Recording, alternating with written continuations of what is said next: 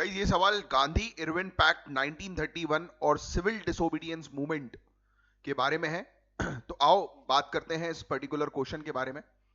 तो Gandhi Irwin pact guys 5 मार्च 1931 को महात्मा गांधी और लॉर्ड इरविन, यानी कि कांग्रेस की ओर से महात्मा गांधी थे और लॉर्ड इरविन उस समय के वाइस रॉय थे, इनके बीच में हुआ एक पॉलिटिकल एग्रीमेंट था और इसे दिल्ली पैक्ट भी कहा जाता है। गांधी इरविन पैक्ट को दिल्ली पैक्ट भी कहते हैं। यह समझौता सिविल डिसोबीडियंट मूवमेंट की तेजी और फर्स्ट राउंड टेबल कॉन्फ्रेंस में कांग्रेस की अनुपस्थिति के बाद जो है वो शांति स्थापित करने और कांग्रेस को सेकेंड राउंड टेबल कॉन्फ्रेंस में शामिल करने के उद्देश्य से किया गया था। तो इसके ऑब्जेक्टिव आपको पता लगे तो पहली चीज तो सिविल डिसोबीडियंस मूवमेंट को फास्ट करना और फर्स्ट राउंड टेबल कॉन्फ्रेंस में कांग्रेस जो आई नहीं थी तो Congress second round table conference को ज्वाइन करे। इस पर्पस के लिए गांधी इरविन पैक्ट हुआ था। अब सुनो बात ध्यान से।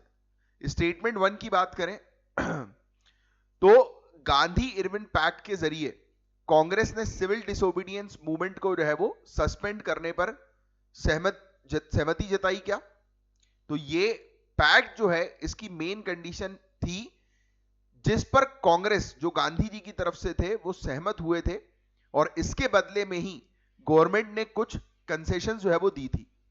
तो ये स्टेटमेंट बिल्कुल सही है कि गांधी इरविन पैक्ट के तहत कांग्रेस एग्री हुई थी कि वो सिविल डिसोबीडियंस मूवमेंट को जो है वो सस्पेंड करेगी। दूसरा, गांधी इरविन पैक्ट के जरिए गवर्नमेंट ने उन सभी पॉलिटिकल प्रिजनर्स को रिहा करने का वादा किया जिन पर वायलेंस का आरोप नहीं था। क्या ये सही है? तो ये स्टेटमेंट बिल्कुल सही है। सरकार की ओर से ये एक बड़ी, आप कह सकते हैं कि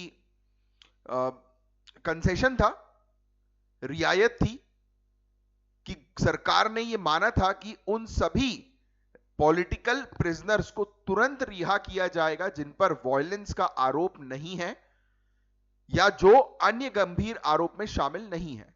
हालांकि गांधी जी की यह मांग जो थी कि भगत सिंह, राजगुरु और सुखदेव की फांसी की सजा माफ की जाए, पता है आपको, और लॉर्ड इरविन ने अस्वीकार कर दी थी क्योंकि उन पर हिंसा का आरोप था।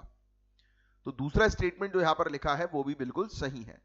तो ये दोनों ही स्टेटमेंट गांधी इरविन पैक्ट से रिलेटेड बिल्कुल करेक्ट है।